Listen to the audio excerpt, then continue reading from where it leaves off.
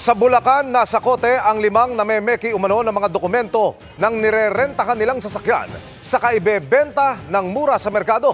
Ang pambibiktima ng grupo, abot din daw sa Metro Manila at mga kalapit na lugar. Narito ang eksklusibo kong pagtutok. Hindi nahalata ng mga suspect na mga pulis na pala ang lumalapit sa lokasyon nila. Kaya lakad sila na bulaga nang magdeklara na ang pulisya. Dapa ka muna. Tanggalin niyo yung bag. Pinalibutan agad ng mga pulis ang kotseng ito na dala ng mga suspect. Palabas niyo lahat ng tao.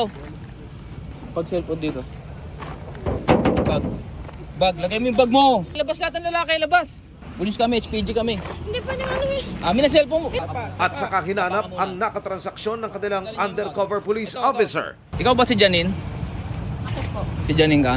Bakit po? Pulis kami, HPG kami. 5 ang agad na dinakip. Inaresto ng PNP Highway Patrol Group sa Santa Maria, Bulacan ang mga suspect dahil sa kasong kidnapping.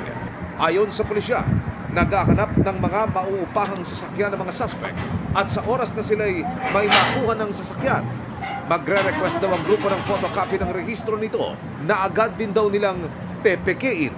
Talaga pong napeke at nailapit sa isang orihinal na dokumento. Iibahin daw ang detalye sa ORCR ng sasakyan, saka daw nila ito ibebenta ng mas mababa sa value nito sa merkado. Yun po ang mga pinapakita nila sa kanilang mga future buyers para po mabili itong kanilang mga sasakyan. Notorious daw ang grupo na nag-ooperate sa Metro Manila at mga kalapit na probinsya. Wala pa silang pakayag. Kanina, inireklamo na sila sa piskalya ng paglabag sa Anti-Carnapping Act, estafa, swindling at falsification of public documents. Paalala ng HPG sa mga umuupa, nagpapaupa at bibili ng mga sasakyan.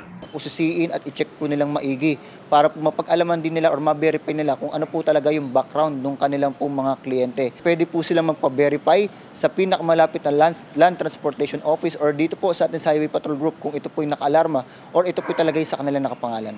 Uso pa rin daw kasi ang kambal plaka, gaya ng kaso ng 2 multipurpose vehicle na ito na nadiskubre sa San Fernando, La Union.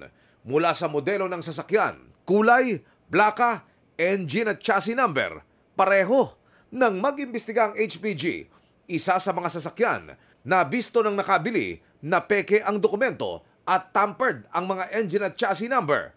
Abala ito sa kanya, lalo't kailangang nasa kustodiya muna ng HPG ang binili niyang sasakyan. Para sa GMA Integrated News, Emilio Sumangil, nakatutok, 24 oras.